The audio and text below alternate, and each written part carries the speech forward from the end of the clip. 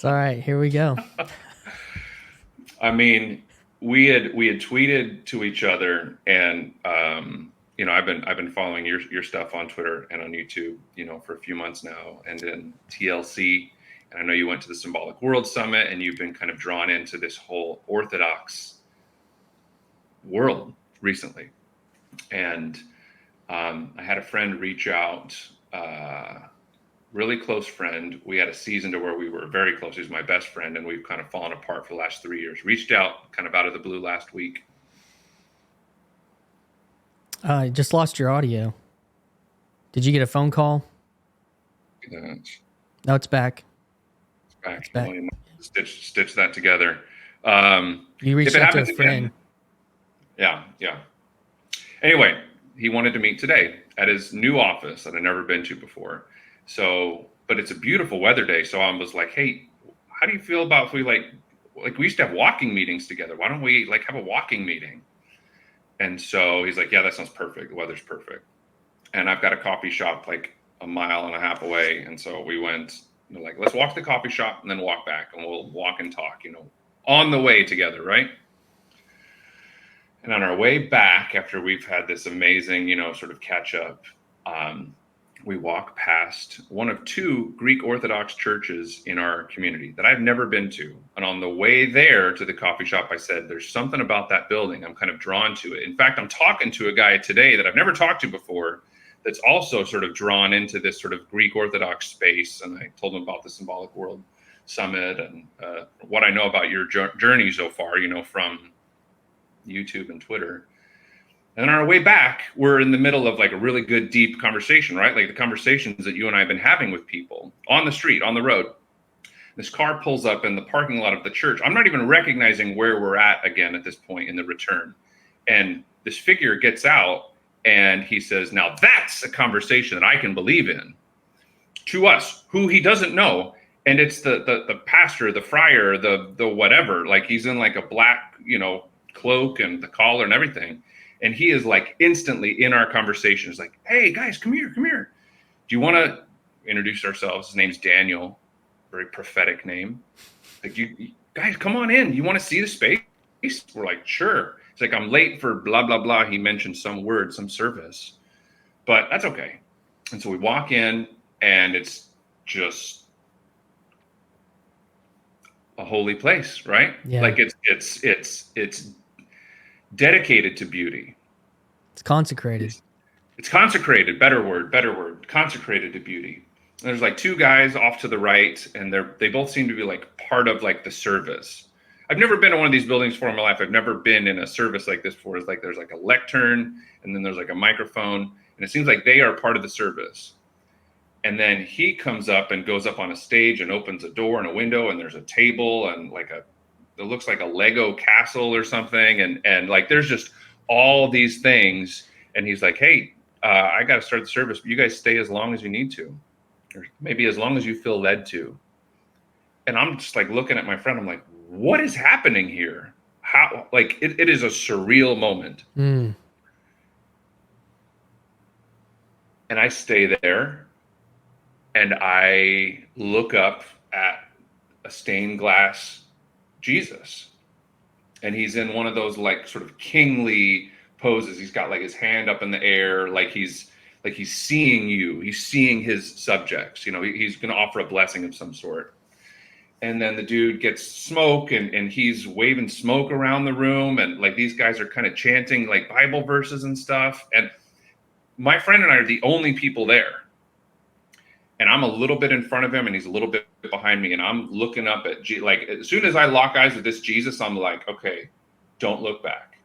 Like, don't look back. Like, he who looks back, takes his hand from the plow or whatever that verse is, like, is not worthy to be my disciples. Like, all right, I'm not going to look back. I'm just looking at this thing. And then after about 10 minutes, I'm like, I need to bow before this king. So I like kneel, like, like that scene at the end of Lord of the Rings, like, so I kneel in front of this king, like it's a king. This is the king, capital T, capital K. So I bow on one knee and I'm there for like a minute and I'm like, this isn't, I got to get lower. So then I get like fully prostrate on the ground, and and the words are coming in, and then I'm having this experience of like, holy crap, what is happening? What is happening? What is happening? I hear the door open. I assume that my friend left, but I'm not looking back. But I still hear what's going on. And I'm in my head still. I'm like, oh my gosh, I'm about to talk to Christian about this. Like, what's Christian going to think? Like, why did I have this scheduled with Christian now? Like, did he have an experience like this, the Symbolic World Summit, like last week? Like, wait, no, wait, I'm here with God. I'm here with Jesus, focus, bow down. Like, embody. I'm having this wrestling match. And I can sort of feel like something inside of me, like, looking up, there's like light trying to get in, and there's like some filth and like some slime, and like I can feel that there's like a purification that still needs to happen within me, but that some light is breaking through, and it's that light that's coming from this stained glass, which I'm not even looking at anymore. It's just in my mind's eye because I'm face down, eyes closed. Yeah. And I'm like, am I experiencing God right now? And then there was a verse, one of the words said the word upright. And I was like, got it. Okay. So I stand up and I'm like, dude, I'm the only person here. Like, I don't know why they're having services at 9:30 on a Tuesday. I don't know if this is a normal thing, if they've got them all day long, all week long. I have no idea. But it was just for me. Like, I've been in services to where it's like there's hundreds of people and you're like, oh, he was speaking right to me. But in this case, I was the only participant. By the time I did turn around to leave, which I did feel called and sort of blessed to leave, I see my friend is gone. I have this moment by myself, and then I looked back at the stained glass, and I did the cross thing, which I've seen in movies, and I've never done that thing before, but it felt like the right thing to do. Yeah. And then left and just sort of floated back to my car, and somehow ended up, here. I called my wife and I was like, I don't know what just happened. Like, our tradition doesn't do stuff like that, but I just experienced something. Help me not go off the deep end and think I'm seeing signs and wonders and things that aren't. Like, how do we make sense of this in light of our upbringing? So I apologize, because when we set this conversation up, I was like, I'm going to let you lead. That's all right. And I'm just like, so you just are the person who's helping me to process what just happened, and I guess get to know each other on this level. And I think that's it. So I am now going to take a breath and submit to you, and let you take the conversation where it needs to go next. Well, and thank you for giving me the patience to do that. Oh, it's wonderful. That's an amazing story. And all I can say is, hi, this is Christian Baxter, and you're listening to yours truly, a place we go to think out loud. So that's my, that's it, man. It's a conversation. You're bringing it into you're bringing the experience into conversation. And sometimes maybe there's times where maybe that there maybe should be time between that. Maybe there's times where there doesn't need to be. Maybe it's divine. Maybe it's not. I can't know that, but we're here. We had this time, on the calendar. Yeah. I mean, so how about I tell you what I think I know about you? So my thing is called Zac Parsons Projects. Okay. So Okay. I try to be aware of all the ways that I project into people or situations, and try and be aware of and disclose my biases, so that we can kind of get them out on the table and sort them out, and you can, sort of correct where I've got things wrong. So I understand that you came from a similar sort of religious church background as me. It might have been, I'm going to say Baptist. Is that right or wrong? Baptist and Presbyterian, but that was in kind of a non-denominational context, as I was a full-time pastor, but yeah. Yes. And so I came from the non-denominational world as well, also a pastor, not in the worship sense, but I understand that you were sort of a worship pastor. Mm-hmm. worship and other things, Yeah, I or did mostly youth for a just worship? while, you know, all Okay. the couple hats, but the last several years were primarily music and media type stuff. So Okay. And then at some point, got married, had kids. I got married when I was 21. We started Okay, me having too. kids at 23, 24. Same. And and so then 20 well, I think I heard you kind of fell out of ministry in 2012, but for me it was 2016. Thought of ministry probably closer in like 2006, and then I sort Oh, of fell wow. out of the faith in Okay.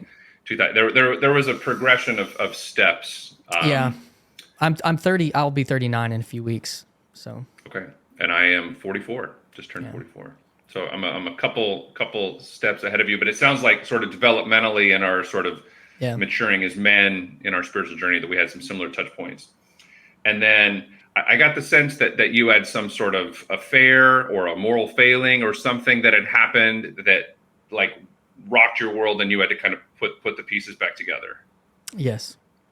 Okay, same. And except I think where it deviates is that I did end up reconciling with my first wife, but then there was a second sort of falling apart, and now I'm remarried. And I understand that you are still married to your first wife. Yes.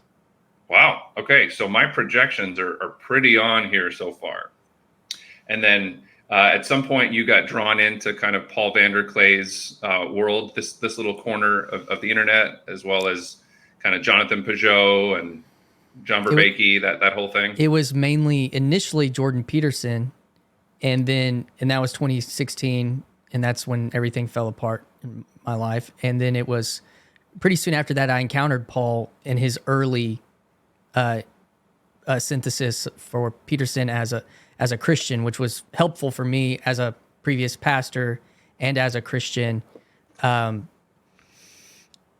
That was helpful to synthesize what he was doing, because if I had any conversation with anyone that had slightly heard of Jordan Peterson, like, well, he's saying heretical things or he's just this political guy, and I was like, nah, it's not really what I'm Right. seeing. There's I mean, signal in that noise. yeah, so that was, I just kind of held on to that, and he was a guide along the way for personal responsibility, along with therapy and God doing a pretty undeniable work in the midst of all that.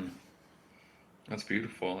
I mean, I am so thankful for that. And despite the way that my journey has gone with the divorce and, the impact it's had on my kids, the impact it's had on me, I definitely still root for marriage and, working it out, working through it, finding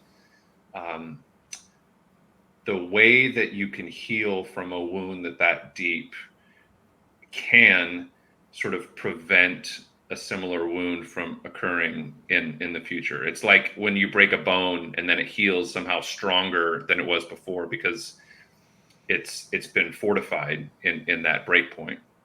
And my wife and my wife now and I have like sort of similar, like, we are not going to let this marriage break in that way. Mm-hmm.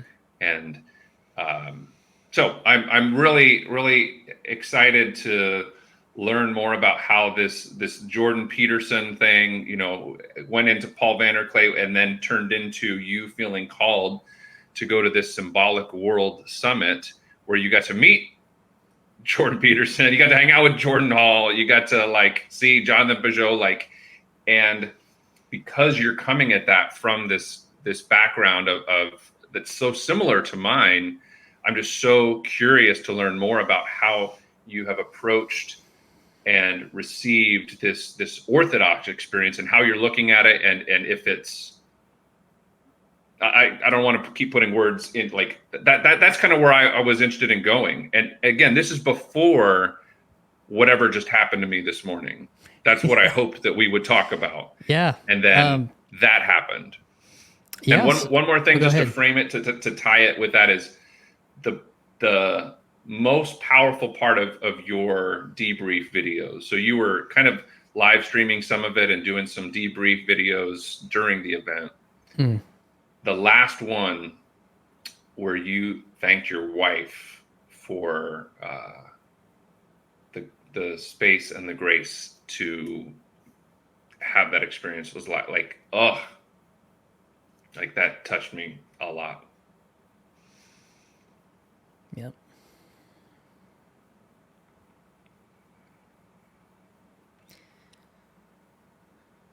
Yep. So I'm a fan of your love story from afar. Thank you. I am too.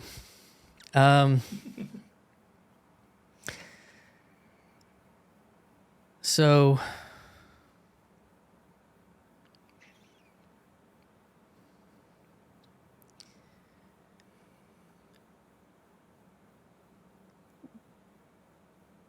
when this, I keep telling the story on here, so people are getting tired of this, but You're gonna have to keep telling it for a long time, I'm afraid. after that ultimate betrayal,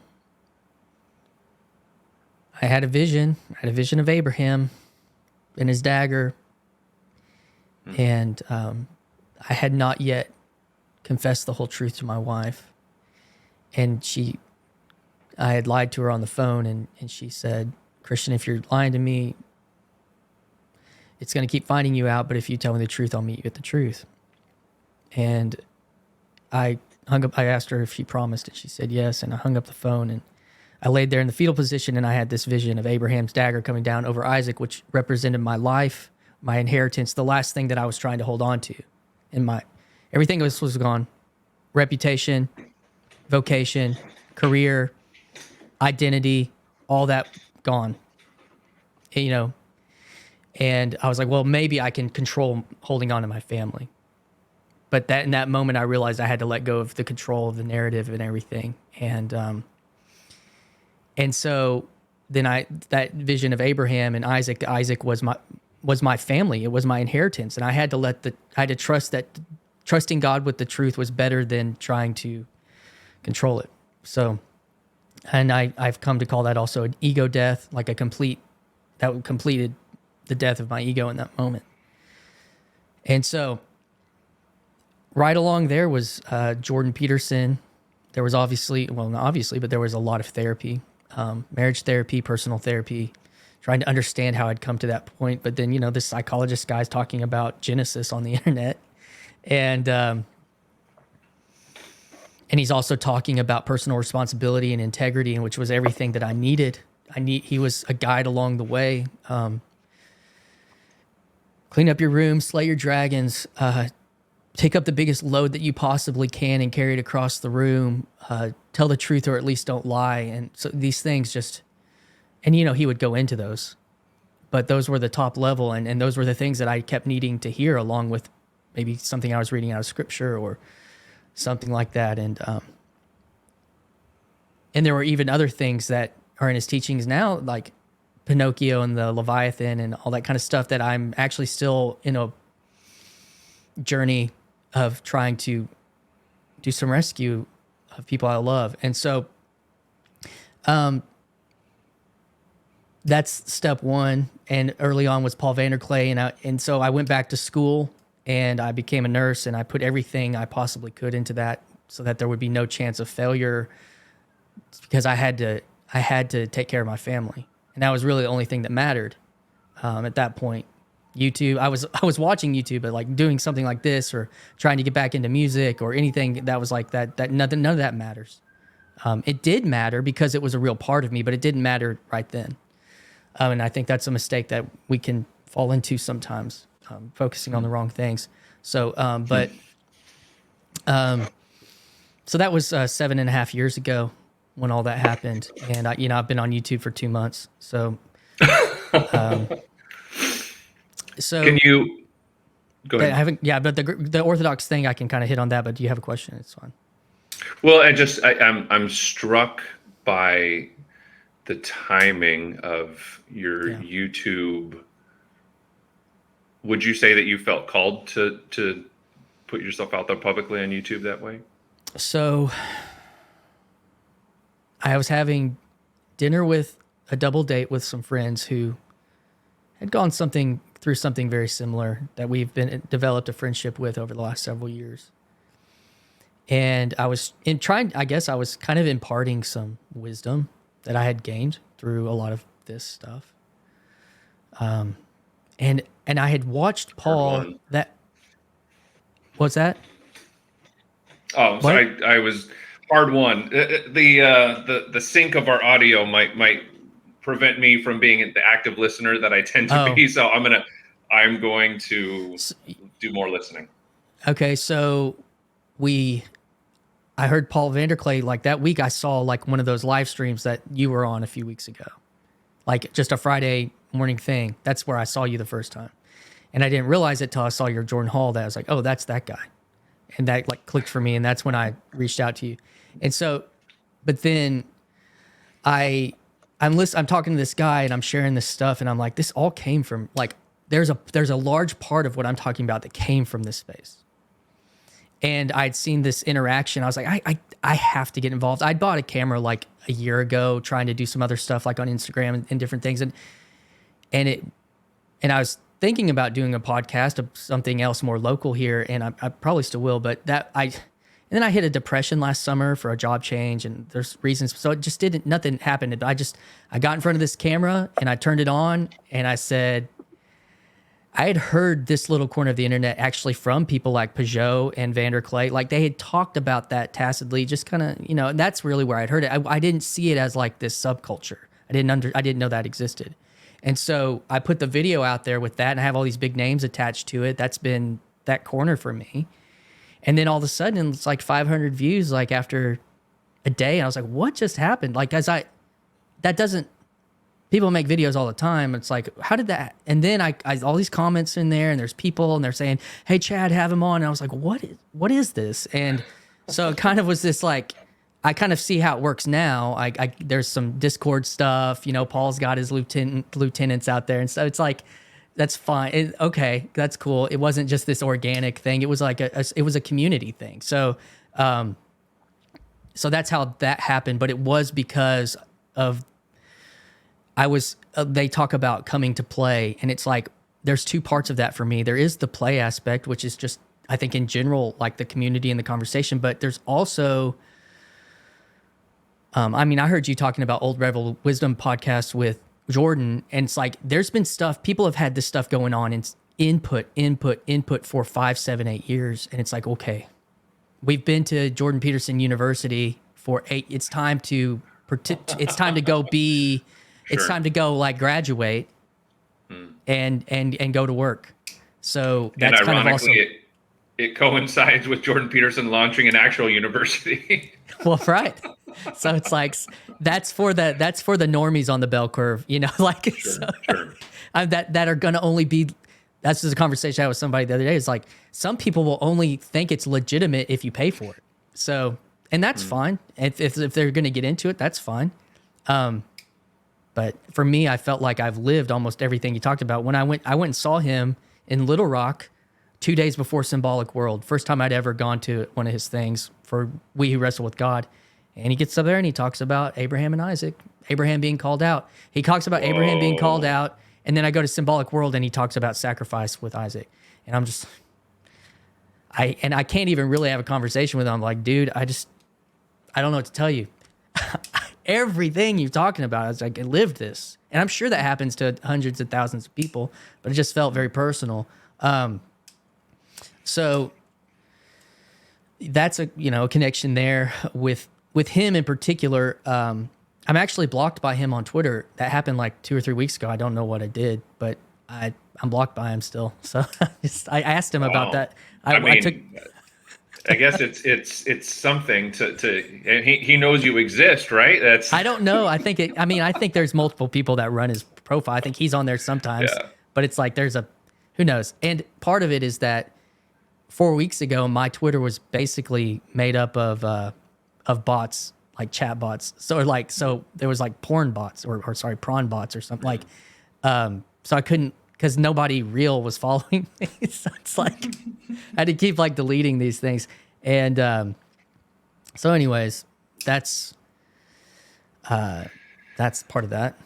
Yeah. Well, so and I've seen Jordan Peterson twice now, on this most recent tour, the Wrestling with God tour on Valentine's Day, Cool. and Tammy was with him, and they talked about the relationship, and talked about, I think the content was kind of around Adam and Eve, and that sort of part of Genesis, which was probably designed to be aligned with the Valentine's Day sort of experience. Was Tammy there when you at No, your she event was as well? under the weather, but she showed up the last day of Symbolic World. She was at Symbolic World the last day. So, but it wasn't. They didn't do anything together. But that night, actually, of the 3 questions that he got asked on his Q&A, the first one was, "How do you abstain when there's so much easy novelty with access for sex? How do you?" And so I'm like listening to like this, like, okay, man, Because he surely has groupies, right?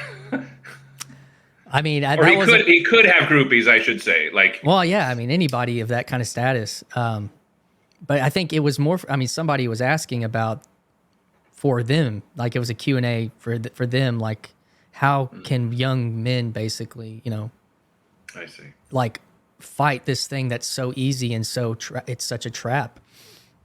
Which I actually just heard today I was listening to John Vervaeke on, what's the comedian, the funny dude with the mullet that has a podcast? Oh, Theo Vaughn? Yeah, he was on Theo Vaughn's podcast recently, and it was just a clip, but they were talking about prawn, and so it was like, he's that, super honest. He gets into places with people with his vulnerability and honesty that are refreshing, and I remember that he talks about his relationship with all of that very candidly, and he's there for it. John's there for it. So yeah, I know this one. So, anyways, but yeah, she wasn't there, but that was this. Like I was saying, this has felt like I had to get on here, and then I felt like I had to go to Symbolic World, and even I kind of went to the Peterson thing last minute.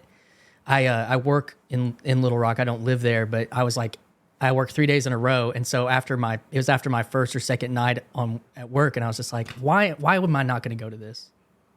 So I just showed up in my scrubs. Everyone else is kind of like dressed up and everything. Peterson attire. Yeah. So it was. Well, it was okay. fun. So we're tracking together on that, on the Peterson things. Like when Peterson comes to town, you got to have a good excuse not to make the trek. So I live in Evansville, Indiana, which we've got like Nashville, Indianapolis, and St. Louis are all within 2.5 hours. And so like any tour that's coming to one of those 3 cities, like I can kind of make it work. Louisville, Kentucky is also close. And so I've made my Jordan Peterson pilgrimages. But the Symbolic World, he was not announced to be sort of a part of that. Were you suspecting / hoping, or what? I'm curious as to what spoke to you about the Symbolic World part of it, other than just, Peugeot, when him and Peugeot have their conversations together, especially that one that was so soon after his health decline, like he's kind of on the way back up, but still very wounded, very raw. I mean, that conversation is just on another level. Yeah, it was because of that, the question about the narrative and the transcendent or reality touching in Christ, possibly believing that. Right.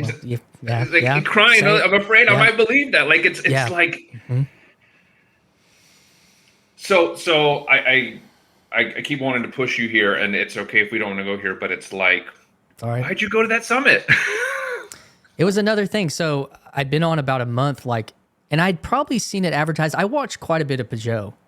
He's another guide because of that vision. And then I had another one about a year ago of an artist, Thomas Kincaid, which is kind of funny because everyone. I know Thomas Kincaid. Yeah. So I kind of had a transcendent experience with that, or like a mystical thing that happened with his art. So so symbolic understanding and understanding art in a different way, and higher, like fractal realities and hierarchies being real in the world. Like, he had he had another kind of impact. And the other thing that I always have appreciated about him as being able to kind of see that he'd come from an evangelical world and been a missionary, and then he sees the highest value for meaning in the Orthodox Church, but he never says you should go to the Orthodox Church. He always just says you should go to church, and that just that's so meaningful to me as somebody who's not Orthodox, because I kind of believe that he must think that if people are on that journey, they may end up there or may end up aiming there, and that's really what is more important to him than getting a part of what some people would characterize as this is the ideal, this is the perfect, this is the right. I think he wants to stay away from like a ideologue type perspective on church when it comes to that. So I'd followed Peugeot, and I'm getting into this space, and I'm just kind of like, people are kind of talking about it a little. I was like, man, I just think I need to go be. This is a thing. Before the Peterson conference, I just did that last minute, but I was like, I think I just need to go be a part of this. And then so I'm getting on there and I'm looking for my ticket. And like the next day or something, the guy, I don't know if you've run into Grim Grizz through the Paul VanderKlay stuff, but he's like, I'm starting a Symbolic World grift, to try to get people to pay. And I was like, so this guy's going. And I'm kind of talking in the chat or something, or they've posted a few of my videos. It's like, oh, I might meet this guy. And that was kind of the first person, okay, I might know a person there. But I just felt like I needed to go as a pilgrimage to this journey. And that stepping into this space and then connecting to Paul, and it was like I literally felt like I'm like reaching in and touching a reality of something that's existed in my head for like 6 or 7 years. And so I was like, this is just a step. These are steps forward in that. And then I start doing some conversation. I reach out to people. I'm like, hey, this guy's doing something cool, Justin Wells, with truth and in film. And I'm like, oh, I want to talk to him about that. And he's like, yeah, I'm going. And I was like, oh. And then I have, you had a conversation with Jordan Hall. That one was pretty intense for me leading up to it. And then I didn't know, but at the end of it, I think we were off recording, but I was like, yeah, I'm going to Symbolic World. And he goes, yeah, I'm going to be there. I was like, oh. So it was like, and then I meet people from Grail Country. I met Nate Heil. He was there, and there were some divine meetings with his priest that was really, really beautiful for me. And so it just was, it evolved into even more of an embodied experience, not just with the platform, but with relationship, and even seeing how this stuff that we're doing even right now can then be taken to another place. But there's a reality to building a relationship digitally here that then you can embody. I had a conversation with that on Pete from Strange Theology's channel the other day with Justin. And so it's like, it's also showing me, I mean, they're showing me there's, I'm going to say this word in respect, that there's a lot of power in this thing. Meaning like the YouTube digital connection space. Yeah. And how you think you can never, these people, you look at them and like they're on a silver screen, and then all of a sudden they're not. I think you could have a very little subscriber count, but if somebody looks at you on YouTube on their phone, there's a can be an automatic silver screen effect. And you're like projection. And then all of a sudden, like I really wrestled with that meeting with Jordan Hall, because of how that projection of a person with status and relationships that up on the hierarchy and stuff. You're like, which I think that's a real thing, but it also is not a human. It's not if you're going to have a personal relationship on some level with somebody, it's not, you can just make them that projection, like you're saying, versus the person. So, and I talked to him about that I had a lot of feelings about that. His level of presence with me, and what I've seen in his conversation with you, and also with Ken Lowry, and so many conversations with John Berbeke, it seems like I was about to say it's evolved, but that didn't feel like the right word. Whatever has happened to him in the last year has strengthened or transformed him into the type of person that actually has a gift of presence with people digitally. Like I felt seen and sort of held looking at a computer screen. Like, and he was able, we also had a moment sort of off recording, where he asked me to pray. And you asked me to pray, off recording too. So there's this fun little bookend on that where it's like, if God is wanting me to pray, I ain't hearing it. But then if someone else that I respect asked me to pray, I heard it and I did it, and it hit me and it connected with me. And whatever I'd projected onto Jordan previous to that, it deepened or softened or was sort of like, Yeah. Your audio did cut. Still cut. all right, There it is. am I back? Yep. He held me, right? We held each other. And I felt it in your conversation with him as well. And I do believe that this is something that can be cultivated and practiced and leaned into.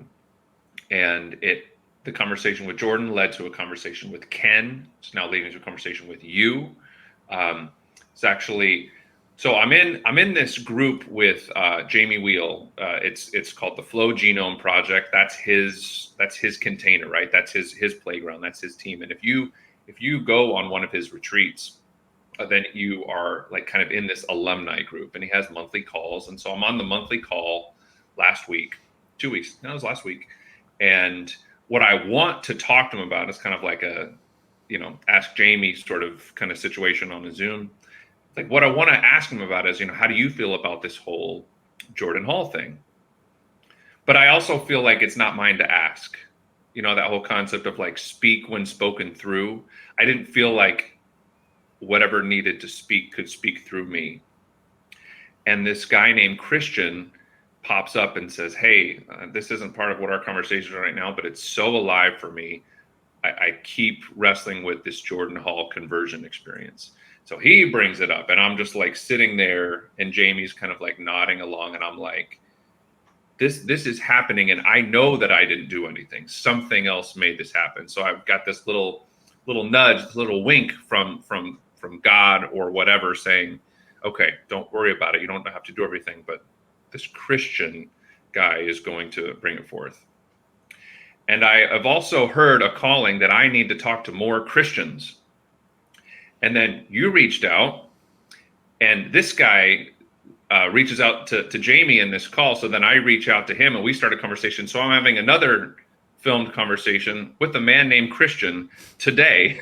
So all of a sudden, these I feel called to talk to more Christians, and then literally talking to 2 Christians today with so far what's been amazing and deep with you. And I'm just I don't know how to hold this thing, man.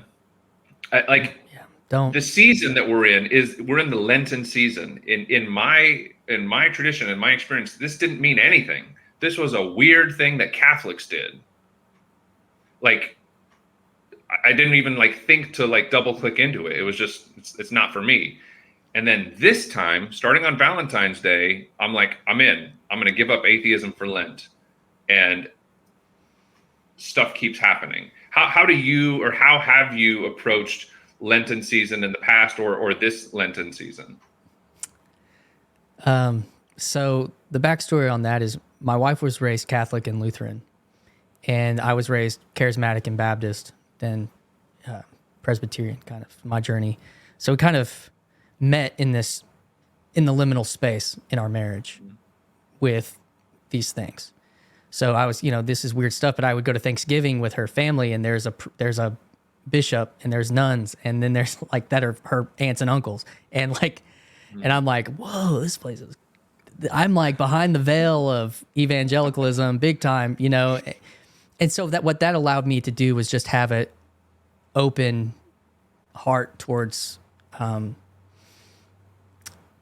other that was things that I was unfamiliar with, and my mother-in-law, she walked away from that world towards a more personal relationship in evangelicalism. Even though she became Lutheran and they were very Lutheran in their worship, she kind of was, and my father-in-law too, were very influenced by evangelicalism. So there was also the conversations that we would have. And in 2012, we started practicing liturgy and recognizing more of the church calendar at the church. That we hired this Presbyterian pastor to come into this non-denominational church. So some of that started to feed in, and Advent became a very big part of my life in our family, and then Holy Week. But I haven't. We'd done a little bit with our family with Lent, but the last 7 years I haven't. Church hasn't led me in that. It has been more of a personal thing, and that I carried on from what I had to, that I had lost the privilege of leading. And so, but I kept it for myself and in our marriage. And this year, actually, it's funny because I'm in this, that church that I was a part of for almost 20 years kind of fell apart recently. And we're in this small community, kind of a house church, but we're doing a lot of historical liturgy and practice and candles and crosses and church calendar. And so this year was the first year for Lent that I decided to actually give something up. Now, I gave up soft drinks. It's something. And you gave up atheism. And so it's like this hierarchy of value. But what's cool, so I met Nate Heil from Grail Country. I met his priest, Father Joe, at Symbolic World. And one of the most meaningful things was, as I was talking to him about our church and our community, he said, and we were having some dialogue about maybe just ideas about that, but and he's Anglican, and I was like, he said to me, Christian, I'm going to pray for you during Lent. That's something I'm going to do. And it's like sometimes when people say they're going to pray for you, it's this ambiguous kind of nicety that, maybe they'll say something, but by putting a limit on it, it actually raised the value of it. When you think about that for Bitcoin, whatever, Sure, and I was just like, that meant so much to me. And then I passed that to somebody else. And so whenever sometimes when I'm thinking about at lunch, trying to get a soft drink, I'll think to pray for this person that I said that to. And, oh, wow, this is creating a season for my life where I'm more intentional. And sometimes if you come from the world that we came through, it's like, if every day's Easter, no day's Easter, and so like, if I need to give up this thing, if I give it up, like if every day's Lent, then no day's Lent. Seasons and times are so valuable for helping because they're more realistic and they're more attainable, and you can be more intentional than just saying, I'm never going to do this again, which there may be things you don't need to ever do again. But so that's my little Lenten experience this year. And we actually had my in-laws get up from before our community and talk about the historical reasons for Lent, the tradition, and then also my mother-in-law shared about her personal experiences with Lent as a person. So, as you're describing this, especially your experience around soft drinks, and as you feel the craving that triggers in you the prayer, I'm reminded of another season that's happening right now, which is Ramadan. So do you have any friends that practice Ramadan that you've done life with, where you go it's like, hey, let's go get a coffee or let's go have a meal or something, and they're like, oh shit, it's Ramadan. Like, have you ever experienced that? No, I'm from a pretty rural community in Yeah. in Northeast Arkansas, so not a lot of relationships there. But So it sounds I familiar. was a soccer coach. I guess it would have been probably 2010 for a middle school, and my goalkeeper was Muslim, and I'm one of those coaches that's like, hey, you know what? We may not have the best skill, but we're going to be in the best shape, kind of things. I'm running these kids, ragged, and it's time to get drinks, and this cat's like, not getting any drinks. And I ask him, I'm like, what's up? He's like, it's Ramadan. I can't drink until sunset. And I was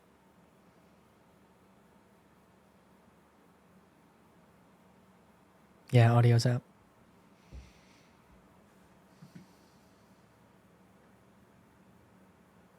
and we're back. Yeah, and we're back. I'm glad I'm Hopefully, glad it's an some easy good little fix.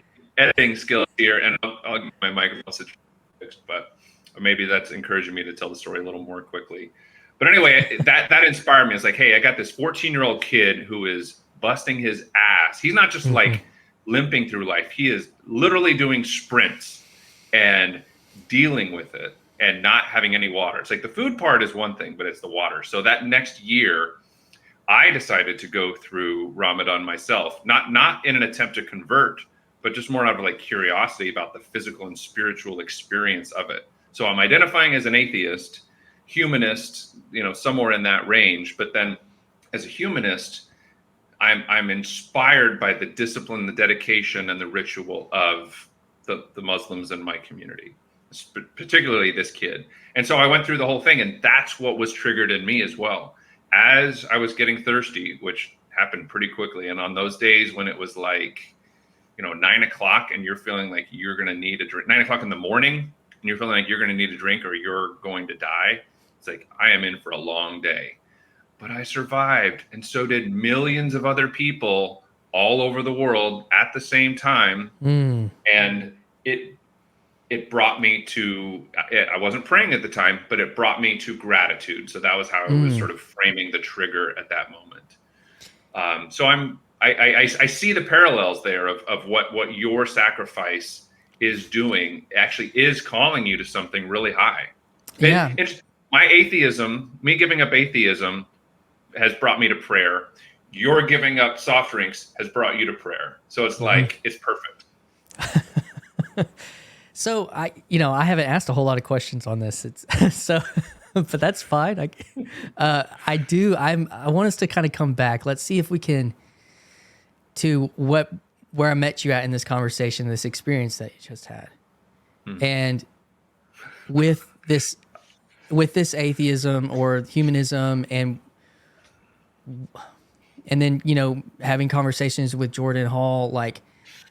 What were the things that deconstructed your faith? That's something that I was curious about for you. Hell. Yeah. The idea, I could not resolve the cognitive dissonance in my mind of, here's this God that I love so much and I feel so connected to, and I have these connected experiences of him loving me so much, and then believing that if I screwed up this way or that way, or somebody else screwed up this way or that way, that they would go to hell, and hell was a conscious torment of eternity. And like doing the math on like, okay, let's say I'm Hitler. Okay, let's just go right to Hitler. I'm Hitler, and I'm the worst Hitler that ever was, and I'm committing all these terrible acts for 100 years. I live to be 100, and I'm just the worst every single day. Does that actually justify an eternal, conscious, tormenting punishment that never ends? No, for me, that's what I landed on. And so that sort of chink in my theology just sort of fell away, and it slowly did other things over time that were related to the more negative or punitive aspects of God. And so like the idea of God as love, God that restores, God that turns people to him, I kind of landed in a place to where if God isn't beautiful to you, then what you're looking at isn't actually God. And if what you're looking at isn't actually God, then you're not actually rejecting God. So in that way, it was like, can somebody turn away from God, not accept God, or is it just that there's something blocking them? There's something preventing God from being seen. So I sort of landed in a universalist kind of space. Which have you talked to Luke yet? No, we tried to through comments. I don't have, but I want to. I want to. Yeah. He's made some comments that I'm just like, ooh, I want to double click on that. I want to get in with that and talk to him. And his universalism is one of those things. Yeah. But for me, I sort of fell into this place of, if God is eventually going to sort of reconcile everybody to him, then God really is in control of this world. And therefore, God will sort of be looking for ways to reach people and send them signs and wonders and all of that. Like the kind of stuff I was talking about at the beginning of this call, like, oh, God is doing all these things. But I would start to see and project God in everything. And so, including this other woman who wasn't my wife. So I'm being led down this path or seeing someone's like, let's see, God, could you be calling me to have an affair? You know, roll the dice. Hey, comes up snake eyes. Go for it. Like what I wanted, I found it very easy to find some sort of spiritual divine justification to do. And after that relationship played itself out, which had these little signs and wonders or things that I interpreted that way, I really struggled with believing in a God that would allow me to earnestly seek him, his voice, and accept this falsehood as truth. So then it was like I was painting a wall. I was listening to the God delusion. I don't even remember how that got on my radar, but I was like, I might as well see what the other side has to say. You know, they're probably full of shit, and I can, you know, be ready to attack. But Richard Dawkins made a bunch of good points I wasn't expecting. Yeah. And I decided, like, okay, what if there is no God? What if I was praying to nothing? And the reason that it was my own sort of wish fulfillment was because that's all there is. And there is nobody on the other end of those prayers. I wonder what that would feel like. And it was like putting on a cloak. Like that was the feeling. I was like, let's try atheism. You know what? Let's try atheism. And I couldn't take it off. Yep. And it stuck for, well, until, you know, Valentine's Day, or Ash Wednesday this year. You know, I guess how I relate to that in my own experience with that is, and as I have come to understand what I believe is to be able to feel what it means to be true, to feel truth, versus everything that believing that certain things are true. This happened in scripture. This is literal. This is true. But that truth is actually something that you can feel. It's what kind it of like the propositional versus participatory. Yeah, and or personal or something. Yeah. Perspectival. Yeah. Like, so in that experience for me, choosing to pursue a relationship like that outside of marriage, I was not listening to truth, but I was listening to something, and I was listening to myself. But there was a truth and a wisdom that was already available to me. Like, you know, there's some really great proverbs that talk about that very thing, and that if you do make that decision, that you're actually a fool. And so it's like that, and I rejected that. I felt a conscious rejection of that.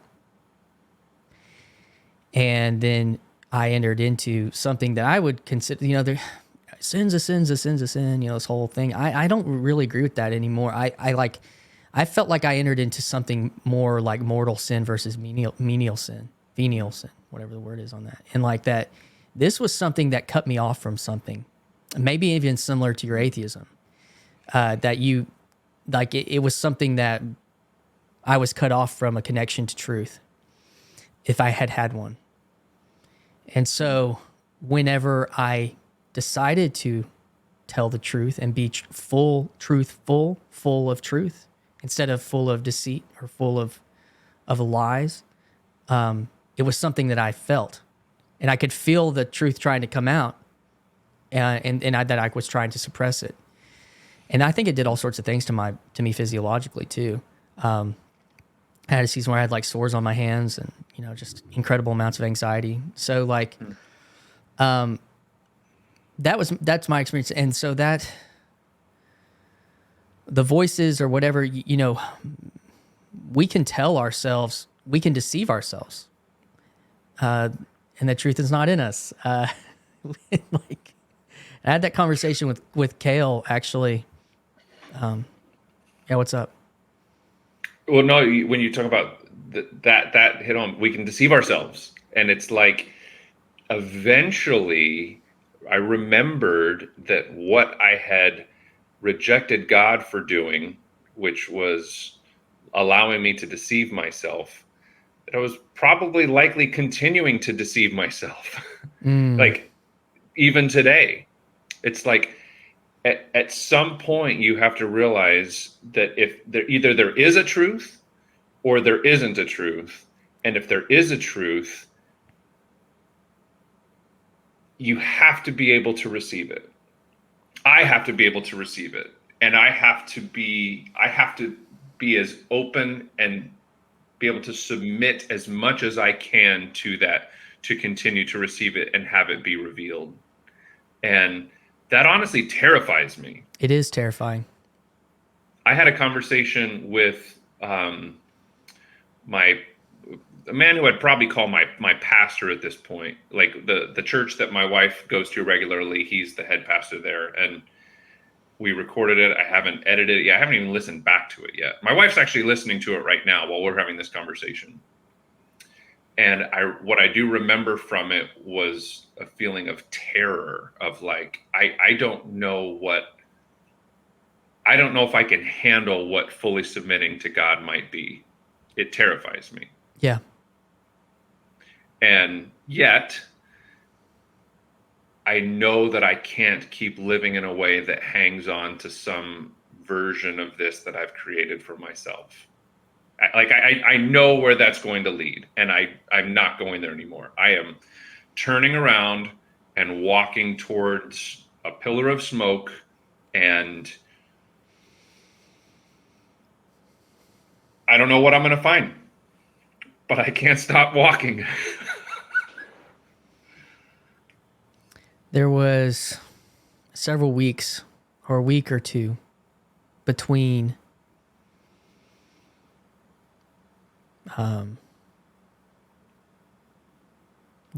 the truth of who I was being made known and me being truthful about who I was all the way down to the core.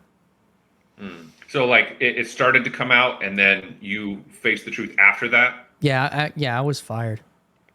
And then I still was trying to hold on to a narrative. And then I had to let go of the narrative. It's the only thing that I had left that I was trying to control. And I consider that moment with the vision of Abraham and lying in the fetal position, and I mean, in complete terror of who I was, what I had become, because this was my chance to turn around and I wasn't doing it. And in that moment, I consider that a type of ego death, like the death of yourself, like the death of everything that you've known about yourself. And in the moment of confessing the truth, I sat up from that, seeing that vision, and I wrote out a confession of a detailed confession of what I had done, the truth of it. And I sent it, and it happened, and I happened to accidentally send it to my associate pastor, who was the last person I had been in contact with. Whoa. And so then I just said, sorry, Lucas, I know you're probably going to read some of this, but this was for Megan, and I'm going to send it to her. And so the truth in that moment, I experienced the release of fear or terror. I was still absolutely scared of the consequences, but I was no longer afraid of the truth. The truth that I was terrified of who I was, because that transgression was, it could be traced all the way back to a teenager of a shame and of a hiding in my life. Like, even though, like getting in accountability groups and be like, yeah, I did this a couple times a week, or I did this, it's like, and every time I would not tell the whole truth. Like, it was just like this whole, I could never own up to who I really was. And in that moment was the first moment that I released that and did. And so, I don't know what that story is like for everybody. And I think it's complicated. And there are places where maybe that happens in different contexts, but it was absolutely terrifying. What continues to terrify me is the knowledge that it's not done. Like I want to believe in some sort of, snap your fingers, road to Damascus, type of moment or something. But it's like, I am very well aware that this is going to be a walk or a slog and a wrestling match and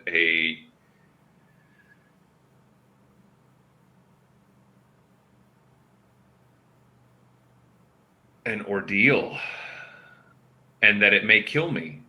Mm-hmm. But like Jordan Peterson calls us to be like, what other load do you want to lift than this? Like, what else do you want to do with the life that you have other than the highest path, the highest calling, the truest calling? And I love what Jordan Hall said to Ken when Ken revealed some of his struggles of how is he going to be able to integrate all of his questions, his reservations about his church experiences. And Jordan's like, you don't have to have those reservations. Like, if Jesus is the truth, he needs all of you. He needs all of it. And that was so heartening and encouraging of just at the end of the day, let go. You have to actually believe that the truth will show up. And if it doesn't show up, then it's not worth following. Do you feel like it showed up today? Yes. Man, I can't even I'm trying. My mind was going so many different places, and it was I talked with Jordan and Ken about canonical experiences. Did I just have a canonical experience? Am I gonna on March 12th at 9:30 a.m. God showed up on Belmead Avenue and said, "Get on your knees." There's a date on this ring. There's a date I told the truth. And I know that on Jordan Hall's wedding ring, it was the date of his grandfather's wedding. I know his. What was the date? November 5th, 2016. Was that election day? It might have been. Because I feel like the world changed. Maybe you caused it, right? I was blaming Trump, but maybe it was you. Maybe you caused the world to change. You told the truth, and shit hit the fan in November of 2016. Yeah, that's wow. What happened. That's what happened. Yeah. I was tuned into the politics, and then it all melted away. Yeah. Yeah. Oh yeah, that was for me. I remember there's TV shows that I was following, I had my rhythms of life, and then when the affair broke loose, it was all of that went away. The last 2 seasons of The Office, I don't really know what happened, because I was at a different place, either higher or lower, but definitely a different place. So you had this a friend of mine, whenever things fell apart for me, he said, well, he called me a snake. And he's the person I think that loves me the most. Wow. And this was in that journey, that in between that week or two. And he said, if you choose the path of repentance, it's going to be like crawling over jagged glass. And it was, and it is. I'm sure that was prophetic. Yeah. And we didn't really talk. There were different reasons about why we didn't talk, but it wasn't because I wasn't angry at him. I loved him dearly for telling me that. He's, I had all these people coming up to me, brother, it could have been me. And, There, but for the grace of God go I. I don't believe that because it's not you, unless it has been you. And so I, or just making light of not making light, but like kind of bypassing the reality, just like, bat packing. I'm like, you don't pat the back of somebody that's done this. You don't pat the back of a betrayer. He deserves a little bit of shame, or a lot, actually. And so he was one of the only people that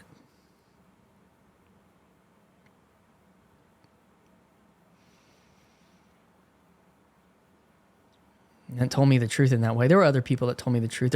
I needed friends. I needed people to come around me. So it's not a complete oh, don't love me. I needed people to love me, but so that journey that you're talking about, turning towards God, and what the experience that you had today, there's the old sermon illustration. You may have even given it about the family on the top of the roof. That's like, no, God's gonna say. Yeah.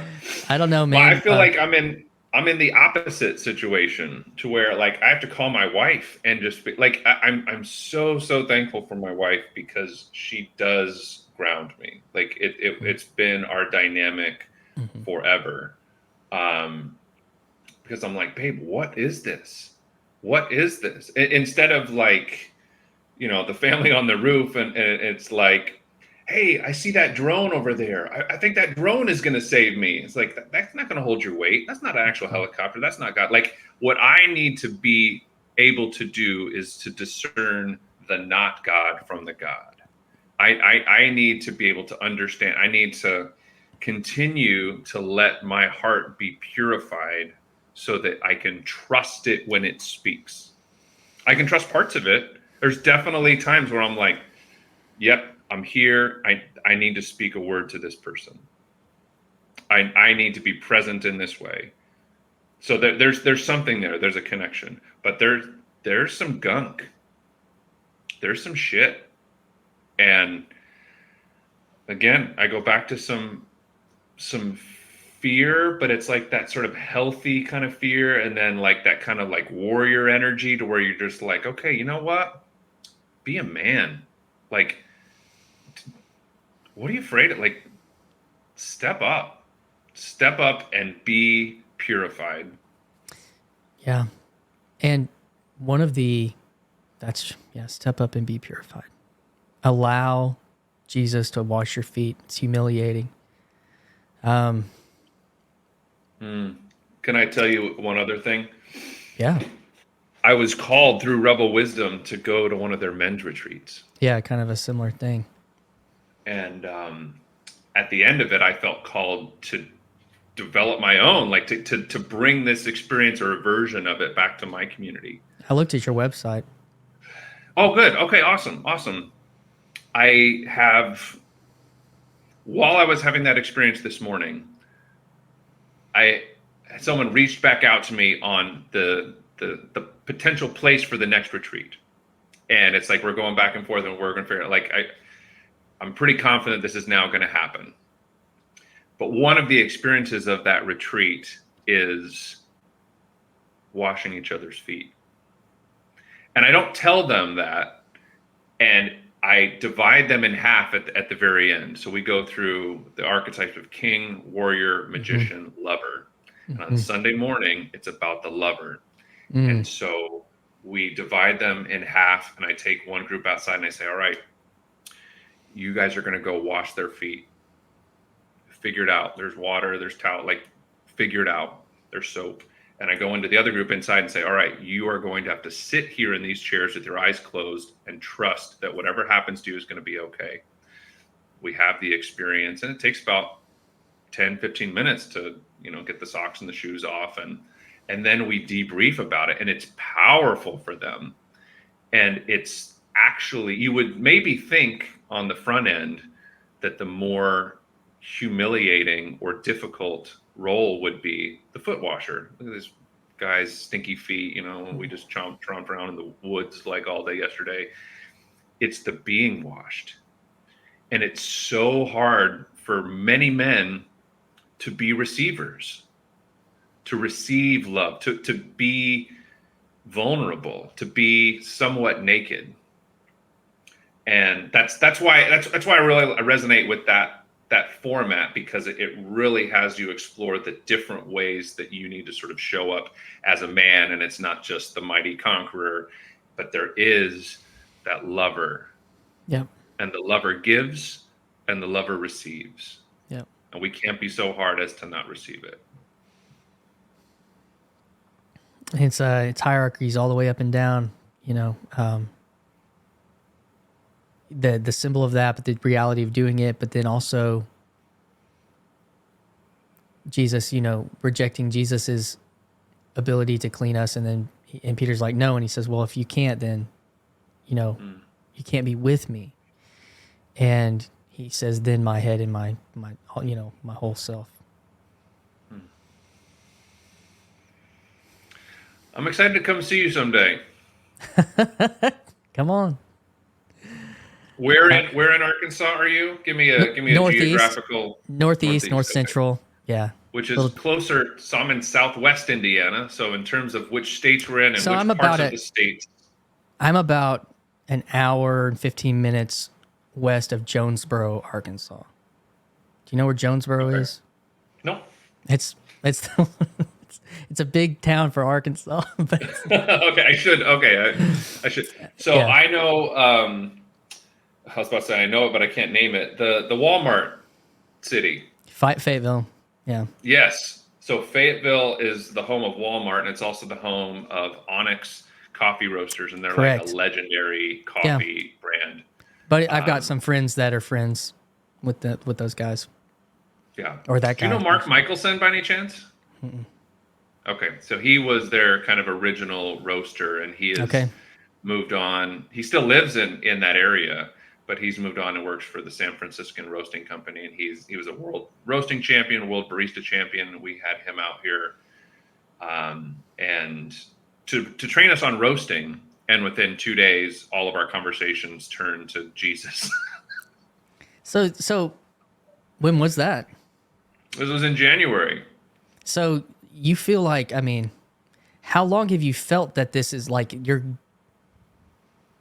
if you were making the decision to give up atheism for Lent, then you were maybe wasn't simply an impulsive thing for that day, but like something that you've been walking towards. Was that Jordan Hall? Was that something? Was that more than that?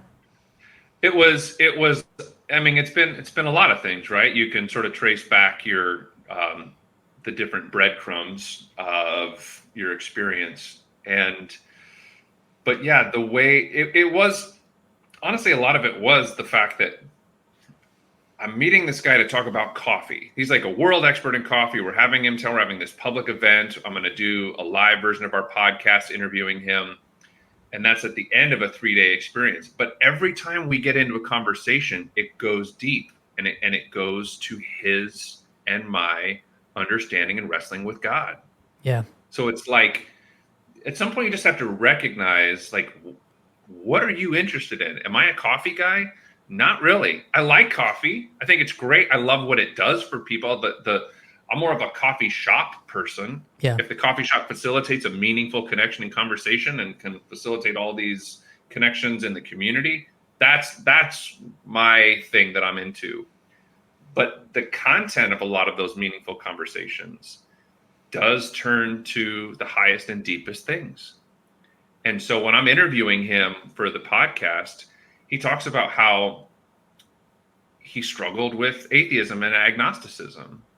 And he had a huge health scare that he thought he was never going to see his kids again. And it's like, we're supposed to have this conversation about coffee, and we just keep going back to these things. So that was, like mid-January. And you just have to recognize, like, if that's what your attention is being drawn to, how is that different than a calling?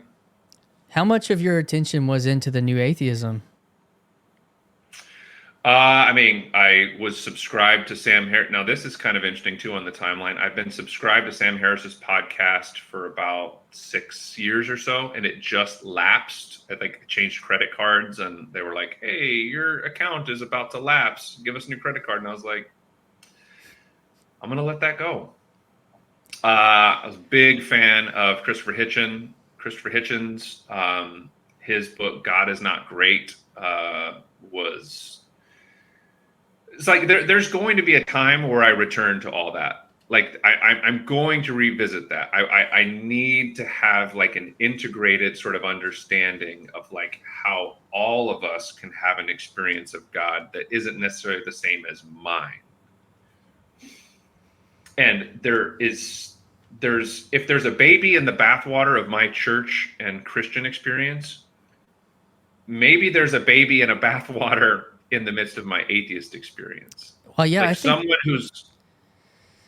Go ahead. I think that, well, they did a great service to the church. They did a great service to Christianity. They did a great service to you to cut through bullshit. Yeah. I mean, I did this little video with Paul VanderKlay talking to a guy, I think he's a pastor, and he says he thinks that this thing right now is a purifying of the church. And this is all downstream. So much of this is all downstream from the new atheism, because it's people that were looking at everything that they had been given and being like, and it all kind of fell apart underneath Sam's arguments and underneath, Hitchens' rhetoric and everything. And so yet what did it do is you brought these people yourself down to, deconstructed, and then like you come and all of a sudden it's like, well, if I'm at a point of nothing, and then all of a sudden it's possible, I don't want to put words in your mouth, but like the highest thing becomes so much more clear, which is kind of what I saw in your experience today. And I took this note at Symbolic World, and let's see, this is from Father Stephen DeYoung, and he said, "To identify with what you are not is a path towards nihilism." And the idea of atheism, sure, like not you're identifying with a not. And I mean, I don't want to say all atheists are nihilists. I don't believe that. I don't know if you even dealt with that. It doesn't sound necessarily like you did. You had a lot of meaning. You moved into humanism and that kind of thing. But I think that they have done a great service, and it was really Peterson's work that kind of it kind of integrated some of it. It didn't completely pull the rug out from underneath it, which is why I think that his work was powerful in that for a lot of people in that space, because it wasn't like he was just like shitting on evolution. He was saying, no, actually there's a lot of truth here, but like, I think you're missing something on narrative, on myth and story, holding us together a lot more seriously than you want to give it credit for. And you're actually trying to do the same thing with evolution. So, which is, I add that on to the end of that, but. And you even look at his evolving relationship with Sam. Like, those guys are bros. They they have genuine mirth and love for each other. Like, what started with a debate or a series of debates, it's like, and even Paul had talked about Jordan's most recent conversation with Sam, just the care with which he's like analyzing every aspect of Sam's responses. And instead of like stepping over Sam and talking over him, it's like, so, sorry, go ahead. It's like Jordan loves Sam. And I think Sam loves Jordan. And I don't know what's going to happen next with them. But based on the fact that they sort of reconciled from their first conversation where they were shooting past each other with the truth, which has been a theme of our conversation today, and then came back and said, no. Okay, now we can understand each other. Now I can see where I was missing the mark and you were missing the mark, and we are still pointing at truth together. If that continues to be the guiding force of what they are pointed towards, yeah, who knows? What could happen? That's well, I mean, Anyal Hirsi Ali's conversion recently. She was a good friend of Hitchens, and a good friend I think, a good friend to Dawkins and many people in that space. And those I types of first things, learned of her from Sam on his podcast. Yeah. And I don't want to pile on, because that was the very thing that the new atheist movement, that probably one of the things that held me at bay from it was the Hitchens is a great rhetorician, but a lot of it turns into ad hominem arguments against Christianity. And I think there's a certain angstiness of a young man who, for anybody that wants to like be on the winning team and be, that's, but, and Jordan Peterson, he falls into the same traps. Like, yeah, there's a significant part of Peterson's public work that I just disagree with and just find repulsive. Mm-hmm. Yeah. His deep-seated anger towards the collective ideological governments comes out pretty hostily sometimes. It's talk about being taken over by a spirit. Yeah. Mm-hmm. And so, but yeah, that's interesting that, because it's the interesting thing what you say about Sam's podcast, because it feels like everything is running out as we approach this event horizon to AI, to an unknown, where it felt like everybody kind of felt like we knew where we were going. The new atheists thought they had answers about where we were going, and it doesn't feel that way anymore. So, it's like, oh, these guys have the answer, so where are we looking at? And it's like, damn, I find myself looking at a stained glass window, like in a church that's 100 years old. And so, and I see that pattern happening a lot with looking back towards something as we're moving forward to an unknown with a lot of things. Have you gotten tuned into Justin Brierley's podcast series yet? Yeah, man. Yeah. The Surprising Rebirth in the Belief of God. Yeah, that one's been a companion for me. Another one that Paul has actually brought up, I don't know if it's resonated for you, is this guy John Mark Comer. Yeah. Was he on your list, or like was he part of your the video, Christian the clip world? that he did was from a video I made that I think got pushed up to VanderKlay, and then he pushed that out. It was the clip I added into a kind of a monologue about culture, because I've heard about Comer for several years. Our previous pastor that I worked with was starting to get into him and people at our church and stuff. And my reference point or salience point for him is hitting on, again, what's all this propositional truth that we thought, whether you're an atheist or you are a theist, and you're trying to prove God through the knowing, through ideas or of idea truth, is a lot of that's breaking down, because we're finding that, or I think we're finding that there's also a deep truth in being. And so when he's talking about practicing the way, and there's a deep tradition of people like Dallas Willard and Robert Foster in Christianity, or at least in like Protestant Christianity, they're, historically with the fathers and the monks and stuff, they've tapped into this for a long time. Even I think Taoism and Buddhism taps into a portion of truth that is not just is this fact right or true, but is there a true being?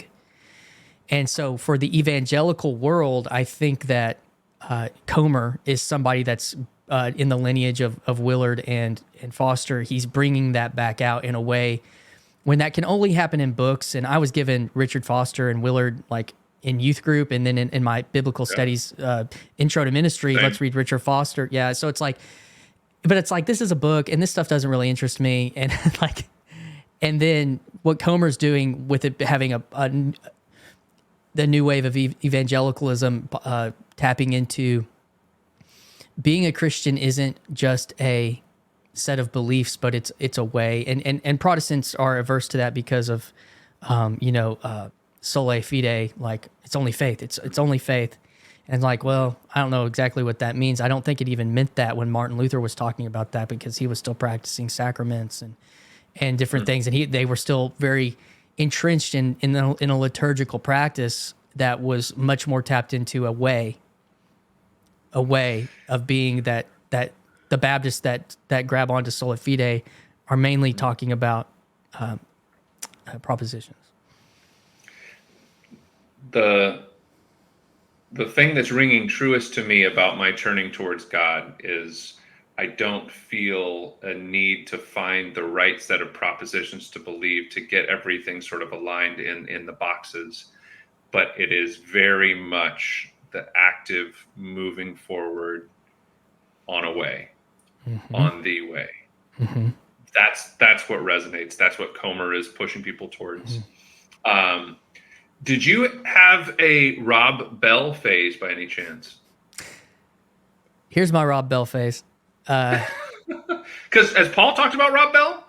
I'm sure. I think he has. I think it's come in there. You know who talks more about him is Luke Thompson.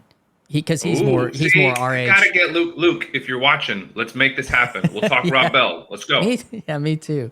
Oh yeah, and Chris, all three of us. Yeah, that would be fun actually. The thing about Rob Bell, I was at I did a lot of church camp music, like itinerant stuff, and my first summer to be involved in that I was 21, and I had some of his early stuff, like those videos, Numa videos, were the one that I really liked. Soma is the community groups through the Acts 29 stuff. Kind of is that who you're talking about?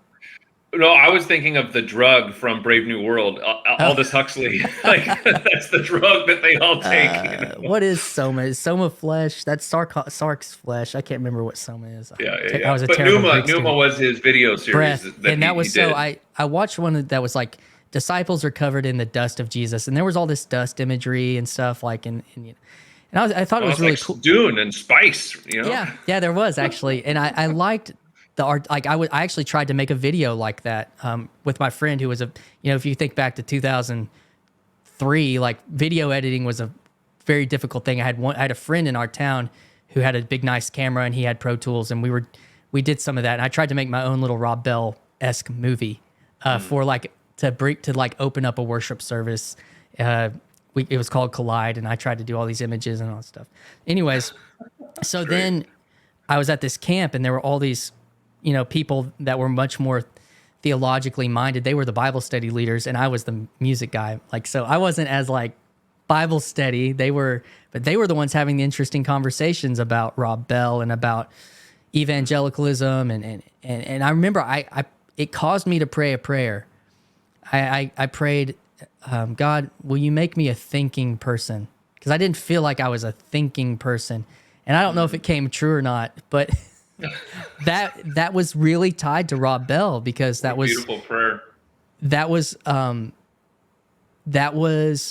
the conversation that was taking place at that time, and a lot of that, deconstructed people's faith, years later. But I was very aware of him and Velvet Elvis, and was it Sex God? Or I can't remember what his other book was, or something like that. Yeah. Love Wins was the one that hit home for me. Which, that's again, going back, that's Hell. the hell. That's Yeah. the hell one, yeah. Yeah, Yeah, that was a big one for me. I think reconciling hell for me was basically the Great Divorce from Lewis. That was just kind of like you can let go of, even though he's not making a theological treatise, and he ends the book by saying, "And this was just a dream." Wink, wink. But he was actually pretty much a universalist too in a lot of ways, That's and what Luke says. so like that book really helped me not feel like, I mean, if it deconstructed something, it just gave me a place to land and a picture to point to, more than having to be like, I have to decide how this works, because that's really, I gave up trying to feel like I had to be certain about those things.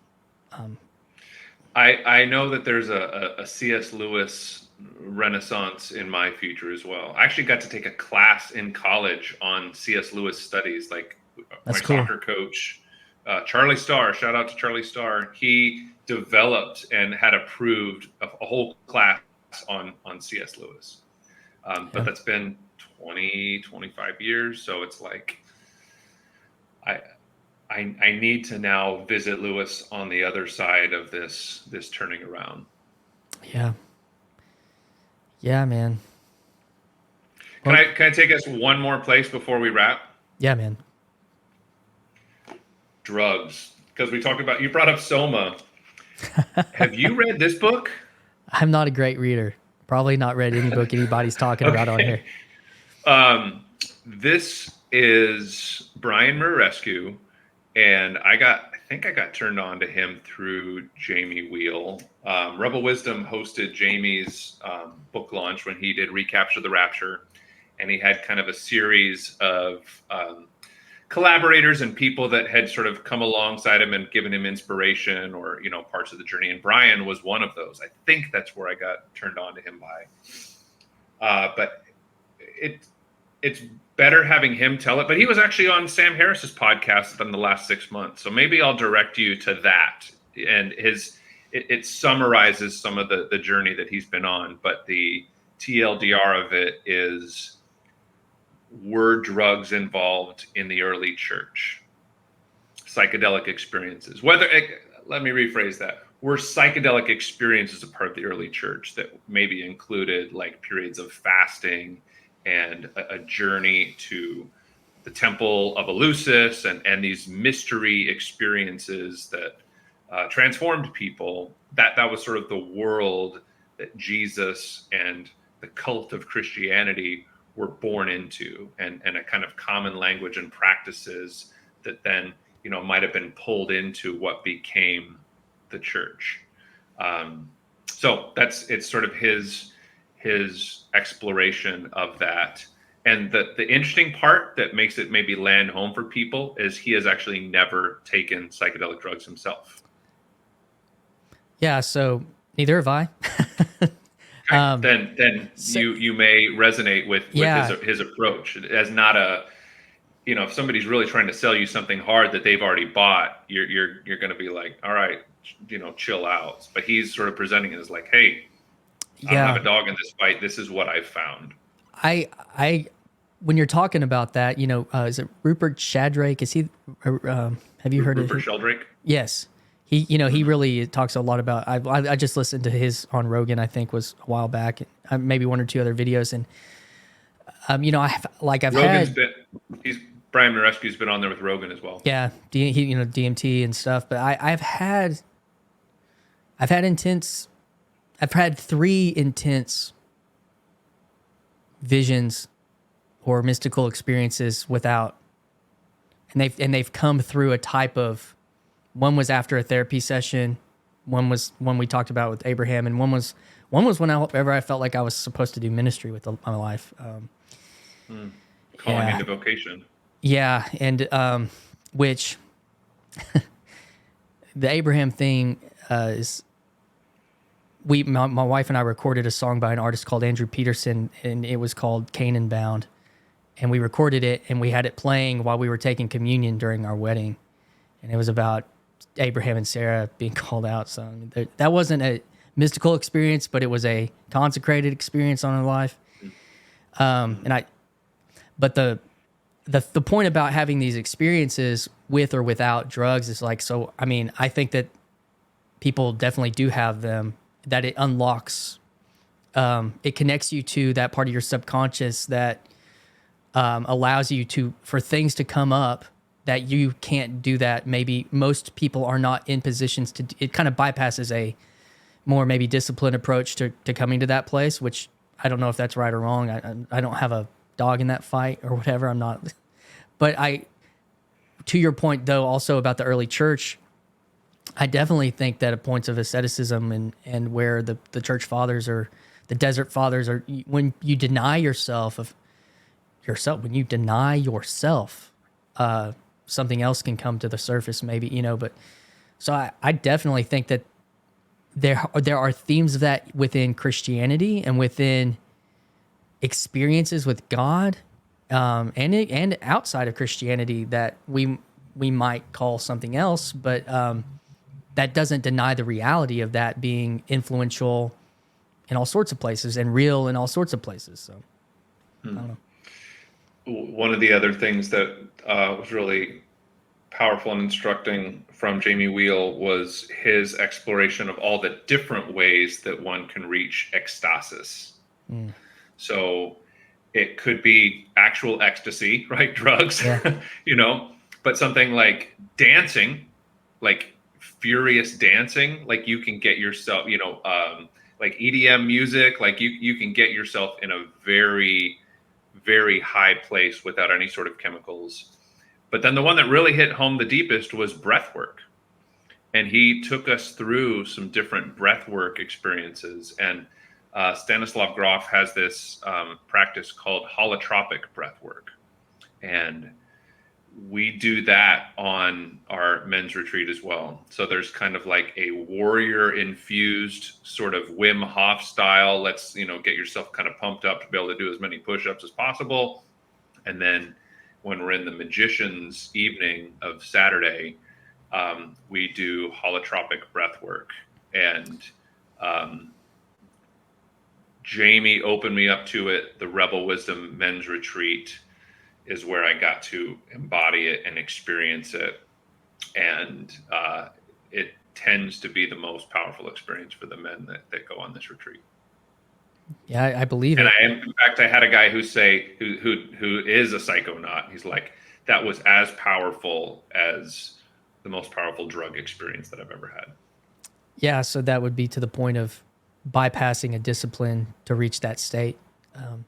But sometimes I think that when people enter into that, it sounds like it changes at least their perspective on reality in such that there is a larger world than material on a certain level. And so that's a kind of a pathway to a type of at least theism or a type of maybe.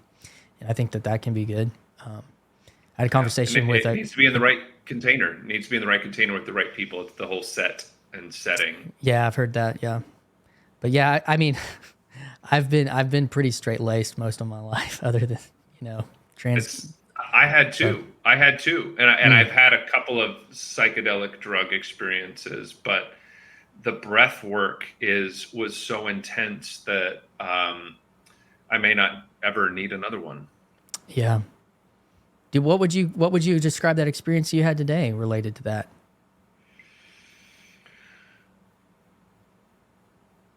My consciousness was still there. So actually, as we're having this conversation and I'm sort of like settling back into like the real world, like I've got to go pick up lunch for my wife, in a little bit here, and like the normalness of life.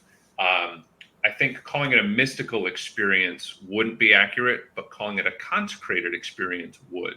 Like, I really appreciate that language that you've given me for what just happened. That is a consecrated experience.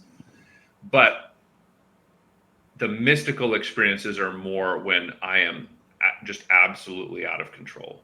Yeah. Like I can't, like I was hearing things and then responding. Yeah. You need to kneel. Do I need to? Okay, I'll kneel. Do I need to stand up? Okay, I'll stand up. Yeah. Like I was still in control. There's a letting go. It's not even a letting. There was an experience that I had with DMT to where you don't even exist anymore. There's not hands to let go of anything with. There's not a you to like there's not a life. Like it's so far behind you to as if you're like, did that even ever exist? And then as you like slowly return into your body into like the real world, you're like, did I just make all that up? Or is there another place where I had that experience? And do I need more drugs to get back there? Or is there a way that I can integrate what I saw into my life now and be aligned with that, be in harmony with that as I go through the mundane aspects of life? Yeah. And it's important to be grounded, like you're saying, from your wife into the more mundane, which to our point, which is to pick up lunch, and and for myself and too. I just want to, for the record, say, even though, and you probably feel the same way, even though she grounds me, she also inspires me. 100%. Like she holds me down and lifts me up. Yeah, dude. Well, I'm gonna hit our bumper out, and then let's end this thing backstage, okay? Okay. All right. Thanks, brother. Hi, this is Christian Baxter, and you're listening to Yours Truly, a place we go to think out loud.